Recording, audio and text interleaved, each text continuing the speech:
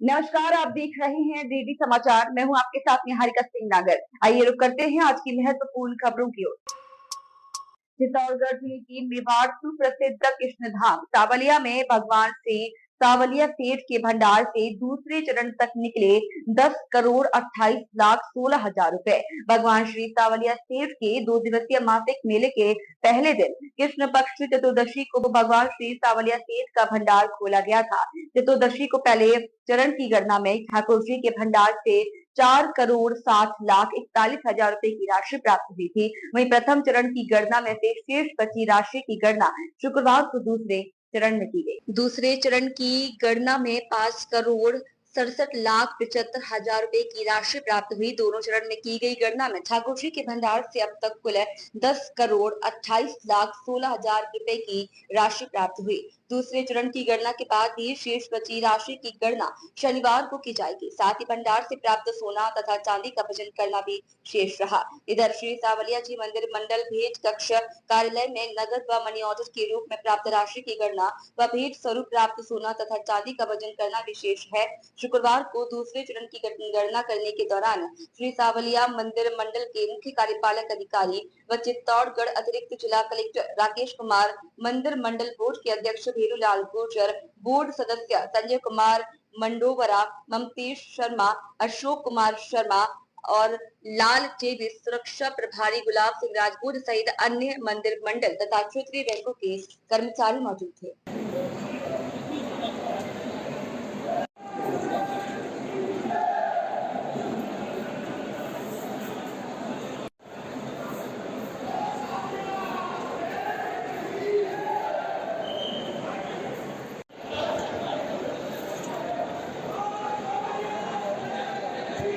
मुरैना जिले की चिन्नौरी चंबल घाट पर वन विभाग की बड़ी कार्रवाई। वन विभाग की टीम को मुखबिर के द्वारा यह सूचना मिली थी कि चिन्नौनी चंबल घाट पर माफियाओं द्वारा रेत का अवैध उत्खनन किया जा रहा है, तो वन विभाग की पूरी टीम अपने दल बल के साथ चिन्नौनी घाट पर पहुंची। वन विभाग की टीम को देखकर रेत माफियाओं में हड़कंप मच गया और वह अपने अपने ट्रैक्टरों को लेकर राजस्थान की सीमा में प्रवेश करते हुए भाग निकले। वहीं पूरी कार्यवाही के बाद वन विभाग की टीम ने चिन्नौनी थाने को सूचना दी। उसके बाद चिन्नौनी पुलिस के सहयोग से 12 ट्रॉलियों को जब्त कर चिन्नौनी थाने में रख दिया गया है।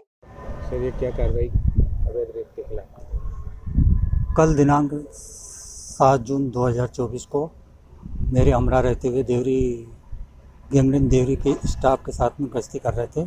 संध्या के समय जैसे सूचना मिली कि चिन्नौनी घाट और भर्रा घाट के बीच में अवैध उत्खनन करते हुए कुछ ट्रैक्टर की सूचना मिली, तो वैसे ही हम उस दिशा की ओर बढ़े और समय को देखते हुए हमने पुलिस को इन्फॉर्म किया और हमारे साथों साथ मतलब पुलिस का स्टाफ भी वहाँ पहुँचा।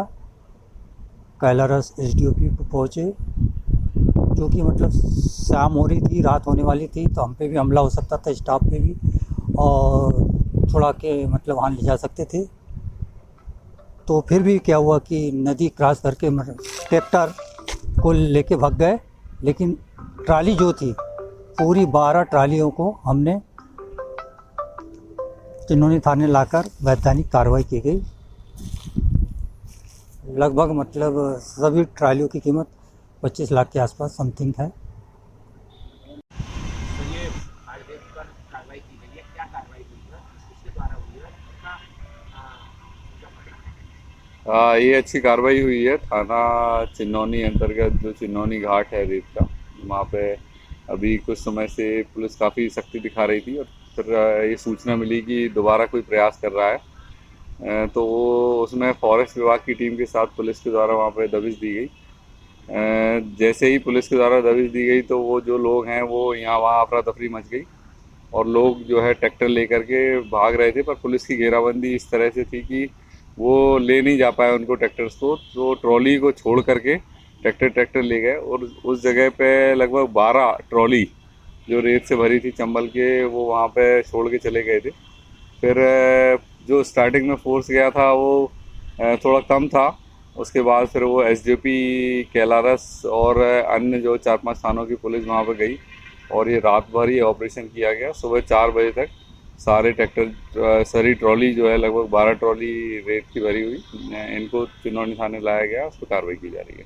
ट्रैक्टरों को लोग कितने देर चले गए? देखिए वो जो है जहाँ के आसपास के रहे होंगे, घाट जो है वो चौड़ा है। यहाँ पे मुरैना में जो चंबल का घाट है वो काफ़ी चौड़ाई है उसकी, तो पर्याप्त उनको अवसर मिल जाता है वो ट्रैक्टर लेकर के भगा जाने के लिए। वो बीड़ में भी डाल देते हैं। रात का अंधेरा था, उसका फायदा उठा करके निकल गए लोग। ट्रांसफार्मर में लगी आग, डीपी पोल पर लगी सभी केबल सहित 33 केवी की लाइन भी हुई राख। 3 दुकानें आग की लपेट में आने से बची। साथ ही पोस्ता थाने के सामने लगा है ट्रांसफार्मर। आपको बता दें कि आग पर काबू पाने के लिए व्यवसायियों, दुकानदारों, पुलिस तथा विद्युत विभाग ने किए अथक प्रयास। लगभग 3 घंटे में आग पर पाया काबू। बीती रात से अभी तक है क्षेत्र की विद्युत व्यवस्था ध्वस्त। ट्रांसफार्मर के आसपास के दुकानदार व निवासी हैं भयभीत। विद्युत विभाग का हुआ लाखों रुपए का नुकसान। ट्रांसफार्मर में आग लगने का कारण गर्मी व अत्यधिक लोड को माना जा रहा है।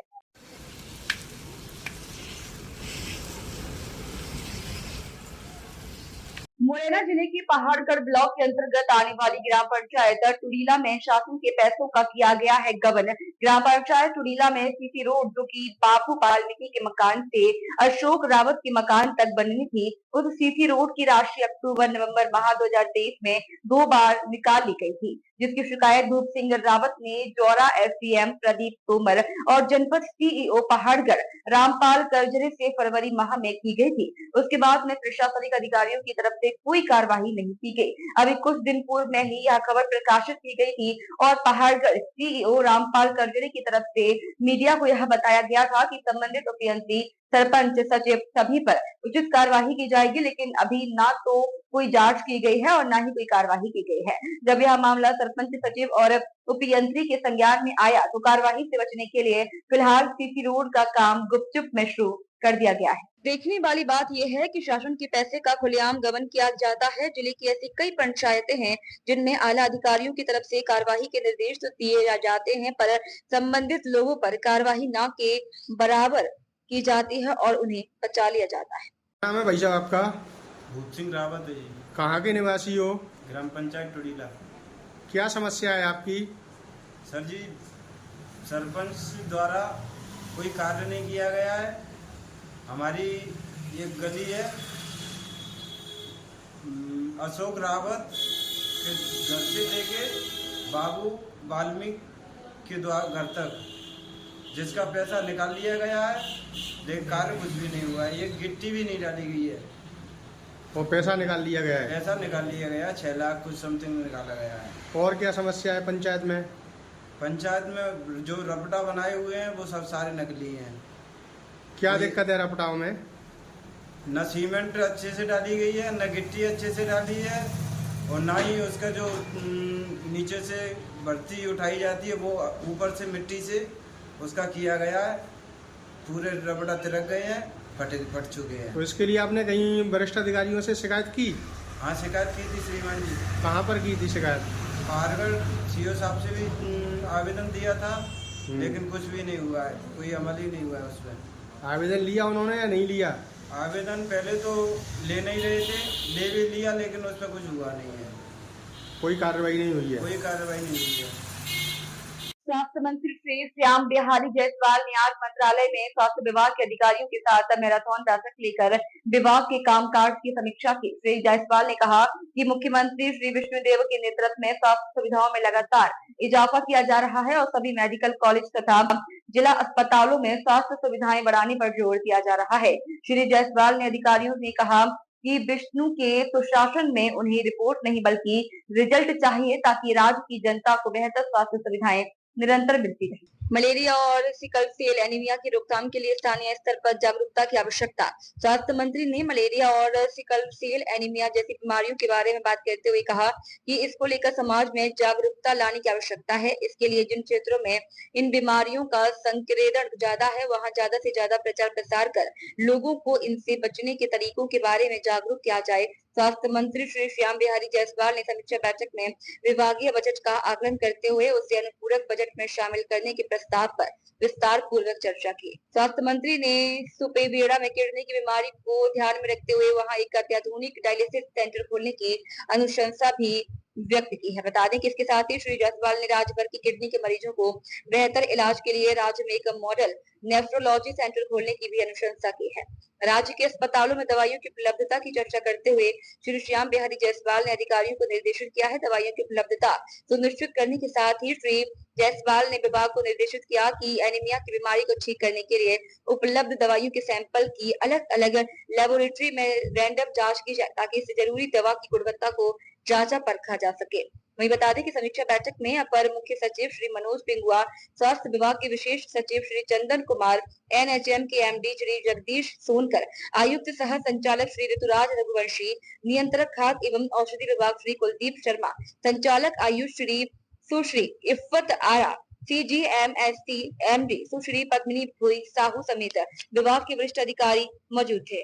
पूर्व सीएम भूपेश बघेल ने बड़ा बयान दिया है। उन्होंने कहा कि राहुल गांधी ने मोदी के पैजामे का नाड़ा काट दिया है। राहुल और मोदी तलवार लेकर खड़े हैं, दोनों में हो रहा है युद्ध।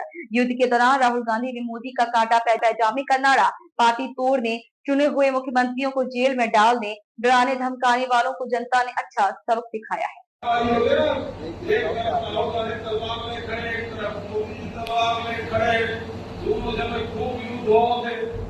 और ही कहा मैं जानता राहुल गांधी जो है मोदी जी का पैजामा खराब काट अजय योद्धा वीर शिरोमणि महाराणा प्रताप जन के आदर्श बने। इस प्रेरणा को लेकर महाराणा प्रताप जन्मोत्सव समिति 2024 की अगुवाई में सर्व समाज की भागीदारी से महाराणा प्रताप का जन्मोत्सव ज्येष्ठ शुक्ला तृतीया 9 जून रविवार को चित्तौड़गढ़ और भीलवाड़ा विभाग द्वारा चित्तौड़गढ़ में समारोह पूर्वक मनाया जाएगा। प्रेस कॉन्फ्रेंस में यह जानकारी देते हुए विभाग संघ संचालक व कार्यक्रम संरक्षण हेमंत कुमार जैन ने बताया कि चित्तौड़गढ़ विभाग के अंतर्गत भीलवाड़ा और चित्तौड़गढ़ जिलों का यह संयुक्त कार्यक्रम हो रहा है, जिसमें भीलवाड़ा विभाग की वाहन रैली भीलवाड़ा से प्रारंभ होकर चित्तौड़गढ़ पहुंचेगी। श्री जैन ने बताया कि शिरोमणि महाराणा प्रताप का जीवन चरित्र जन जन तक पहुंचे और यशस्वी प्रताप का जीवन सभी के लिए आदर्श बने। इस उद्देश्य को लेकर सभी समाज की और आमजन की भागीदारी से महाराणा प्रताप का जन्मोत्सव मनाया जा रहा है। इस मौके पर कार्यक्रम संयोजक व प्रांत पर्यावरण संयोजक धर्मपाल गोयल ने बताया कि महाराणा प्रताप जन्मोत्सव का यह आयोजन पूरी तरह प्रदूषण व प्लास्टिक मुक्त होकर अभियान को समर्पित रहेगा। आपको बता दें कि यह कार्यक्रम चित्तौड़गढ़ और कुंभलगढ़ विभागों में आयोजित किया जा रहा है। उन्होंने बताया कि संघ के नेतृत्व में विश्व हिंदू परिषद, बजरंग दल, भारतीय मजदूर संघ, हिंदू जागरण मंच, अखिल भारतीय विद्यार्थी परिषद, विद्या भारती, लघु उद्योग भारती, चित्तौड़ी आठम महोत्सव समिति, साहित्य परिषद सहित विभिन्न सामाजिक संगठनों और कार्यकर्ताओं को विभिन्न जिम्मेदारियां सौंपी गई। साथ ही मीडिया प्रभारी संजय खाविया ने यह जानकारी देते हुए बताया कि समारोह को लेकर तैयारियों को अंतिम रूप दिया गया है। कार्यक्रम जो है वो महाराणा प्रताप की जो जन्म तिथि है ज्येष्ठ शुक्ला तृतीया, उसके अनुसार तारीख 9 जून आ रही है, तो 9 जून यानी कल को ये कार्यक्रम करना तय किया है। तारीख के अनुसार तो महीना हो गई थी, लेकिन अपन संगठन की दृष्टि से तिथि के अनुसार तय किया। कार्यक्रम की जो रचना है वो रचना दिनेश वैसा, जैसा कि वैसे हमने कहा कि भाई महाराणा प्रताप जन जन के नायक बने, इस बात को लेकर संघ के केंद्रीय अधिकारियों ने विचार हुआ तो अपने इस मेवाड़ में 4 विभाग हैं, चित्तौड़गढ़, भीलवाड़ा, उदयपुर और राजसमंद।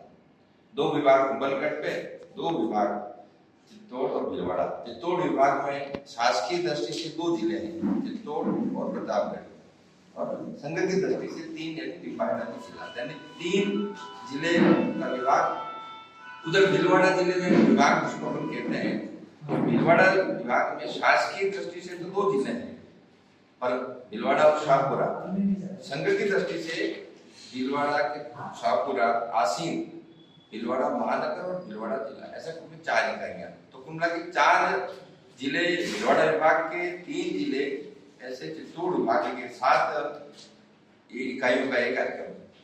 तो इन 7 इकाई, भीलवाड़ा में कुल 29 अपने ग्रामीण खंड है, चित्तौड़ विभाग में 23 ग्रामीण खंड है।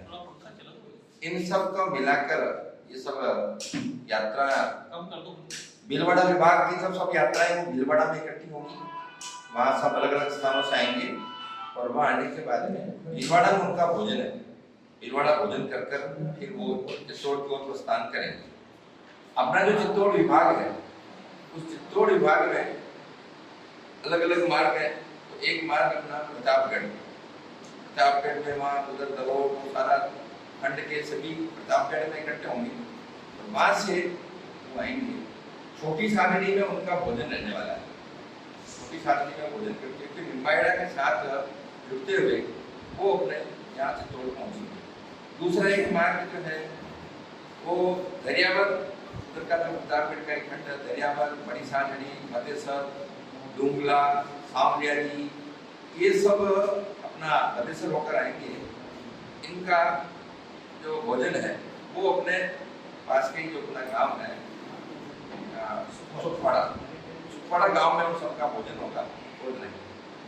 फिर इधर अपना अकोला, कपासन, राशमी और गंगरा, ये इधर के जो खंड है ये सब इधर अपना कपासन मार्ग से आएंगे, लगभग खेड़ी में कुछ ऐसा विश्राम करके फिर ये अपना इंदिरा गांधी स्टेडियम पहुंचने वाले हैं।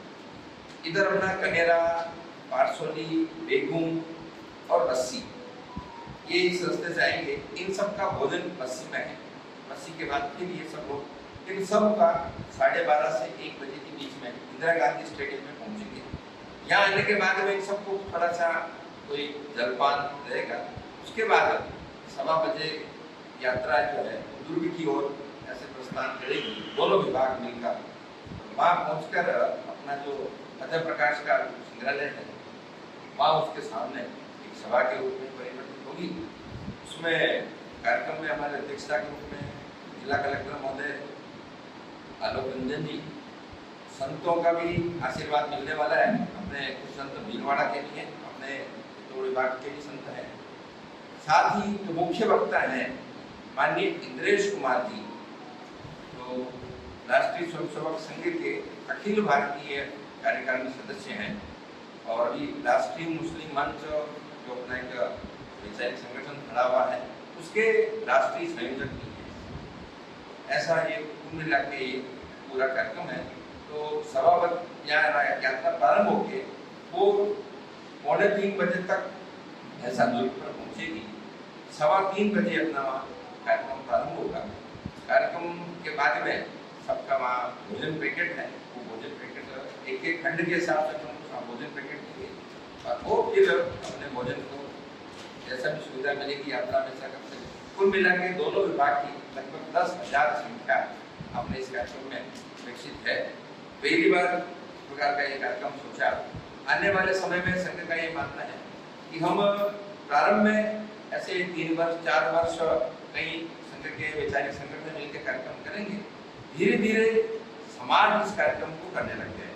ऐसी परिस्थितियों में समाज का उत्सव बन जाए।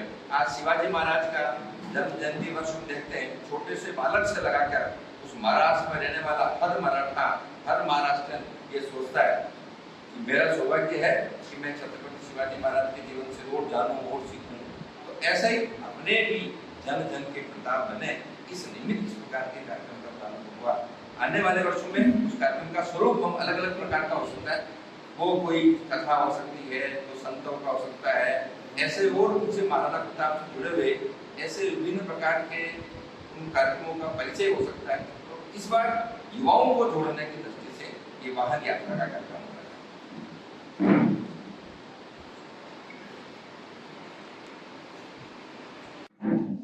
वैसे बात करें कितने विभाग का कार्यक्रम होगा और किस प्रकार का आयोजन होगा? चित्तौड़ दुर्ग पर 2 विभाग है संघ की दृष्टि से, चित्तौड़ विभाग और भीलवाड़ा विभाग। इसमें दोनों विभागों में 4 जिला इकाइयां, 7 जिला इकाइयां। सभी जिला इकाइयों में फिर अलग अलग खंडों की रचना है, जहाँ जो अपनी सामान्य भाषा में अपन तहसील बोलते हैं। तो लगभग 28 खंडों से कार्य करता है। किस तरह की रूपरेखा रहेगी? सभी को 2 पहिया पे वाहनों पे आने का आग्रह किया है और 4 पहिया वाहन नहीं लाएं, बिल्कुल इस प्रकार का सूचना है। क्योंकि 4 पहिया वाहनों को किले पे यात्रा में लेके जाना संभव नहीं है। और विशेष ध्यान ये भी रखेंगे कि जो पर्यटक आता है, जो सामान्य जन है, उनको इस यात्रा की वजह से किसी प्रकार की असुविधा नहीं हो। इस प्रकार की भी विशेष सूचना हमने अपने कार्यकर्ता विद्यार्थी परिषद के कार्यकर्ताओं को रास्ते में लगाया है। तो प्रशासन से भी आग्रह किया है कि इस विषय पे विशेष ध्यान रखा जाए। किस प्रकार का चित्तौड़गढ़ शहर में दुर्ग पर आयोजन होगा, कितने आदमी आएंगे इसमें? चित्तौड़ शहर से तो रैली जाएगी और ये रैली लगभग हमारा अनुमान है कि 8 से 10,000 कार्यकर्ता, अंदाज 4,000 से 5,000 दो पहिया वाहन इस प्रकार के आएंगे। और कार्यक्रम फतेह प्रकाश के सामने जो एक मैदान है वो वहाँ मुख्य कार्यक्रम होगा। और प्रारंभ में कार्यक्रम में जो संत होंगे उनका उद्बोधन होगा, अध्यक्ष श्रीमान जिलाधीश महोदय उनका उद्बोधन होगा। और मुख्य उद्बोधन संघ के अखिल भारतीय कार्यकारिणी के सदस्य श्रीमान इंद्रेश कुमार जी उनका रहेगा। कार्यक्रम का मुख्य उद्देश्य महाराणा प्रताप को जन जन तक पहुंचाना। संघ के सभी अनुषंगिक संगठन व्यवस्थाओं में लगे हैं, तो बड़ी व्यवस्थाएं हैं। तो एक इस कार्यक्रम की सबसे बड़ी विशेषता ये है कि पूरा कार्यक्रम पूर्णतया प्लास्टिक मुक्त कार्यक्रम है। पर्यावरण संरक्षण का इसमें बहुत बड़ा ध्यान रखा गया है। भोजन से पैकेट से लगाकर सब जगह पे पर्यावरण संरक्षण का ध्यान रखा गया है। व्यवस्थाओं में विश्व हिंदू परिषद बदल दल, हिंदू जागरण मंच, लघु उद्योग भारती, सेवा भारती और संघ की शाखाओं को विद्यार्थी परिषद, भारतीय मजदूर संघ, ऐसे जो अपने संघ के सारे अनुषंगिक वैचारिक समवैचारिक संगठन यहाँ जो है काम कर रहे हैं, वो सभी वैचारिक समवैचारिक संगठन इन व्यवस्थाओं को करने के लिए हम इस समिति के माध्यम से, आप सब पत्रकार बंधुओं के माध्यम से, समाज से, अपने युवाओं से आह्वान करने के लिए ये प्रेस वार्ता की गई कि वो अधिक से अधिक महाराणा प्रताप के जीवन को पढ़े, जीवन को उतारे और चित्तौड़ के गौरवमय इतिहास को जाने। इस भाव को लेकर ये प्रेस वार्ता आप सबके माध्यम से समाज के बीच में पहुंचे। इतना ही इस समिति का सबसे भारत माता। फिलहाल आज की खबरों में इतना ही। आप बने रहिए डीडी समाचार के साथ।